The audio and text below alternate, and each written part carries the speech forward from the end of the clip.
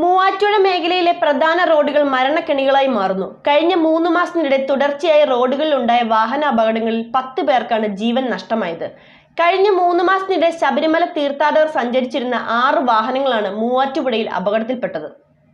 മൂവാറ്റുപുഴ മേഖലയിലെ പ്രധാന റോഡുകളെല്ലാം മരണക്കെണികളായി മാറുകയാണ്.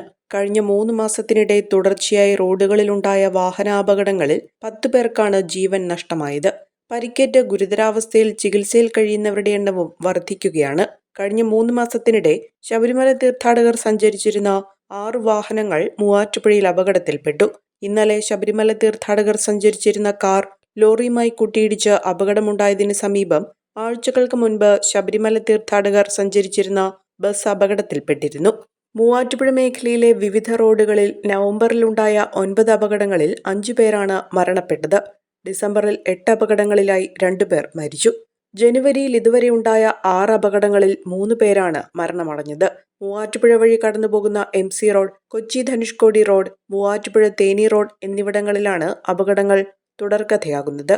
റോഡ് സുരക്ഷാ സംവിധാനങ്ങളുടെയും സൂചനാ ബോർഡുകളുടെ അഭാവവും പരിശോധനകളിലെ വീഴ്ചയുമാണ് അപകടങ്ങൾ ഇത്രത്തോളം വർദ്ധിക്കാൻ കാരണമെന്ന ആക്ഷേപം ശക്തമാണ്.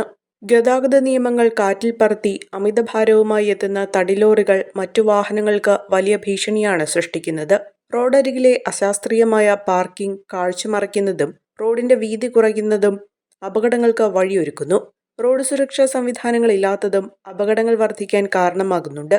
അപകട സാധ്യതയുള്ള വളവുകളിലും കവലകളിലും മതിയായ സിഗ്നലുകളും സ്പീഡ് ബ്രേക്കറുകളും സൈൻ ബോർഡുകളും സ്ഥാപിച്ചിട്ടില്ല. പ്രധാന പാതകളിൽ വാഹനങ്ങളുടെ അമിതവേഗം നിയന്ത്രിക്കാൻ ആവശ്യമായ സംവിധാനങ്ങളുമില്ല. മോട്ടോർ വാഹന വകുപ്പ് എൻഫോഴ്സ്മെന്റും പോലീസും പരിശോധനകളിൽ കാണിക്കുന്ന ഉദാസീനതയാണ് നിയമലംഘനം നടത്തുന്നവർക്ക് തുണയാകുന്നത്.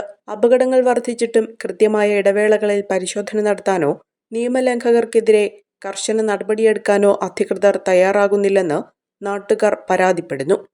ഒരു കുടുംബത്തിനാവശ്യമായ എല്ലാ വസ്ത്രങ്ങളും ഹോൾസെയിൽ വിലയിൽ ഇപ്പോൾ സ്വന്തമാക്കാം. ഇന്ന് തന്നെ സന്ദർശിക്കൂ A1 textiles, Nehru park, Muvattupuzha.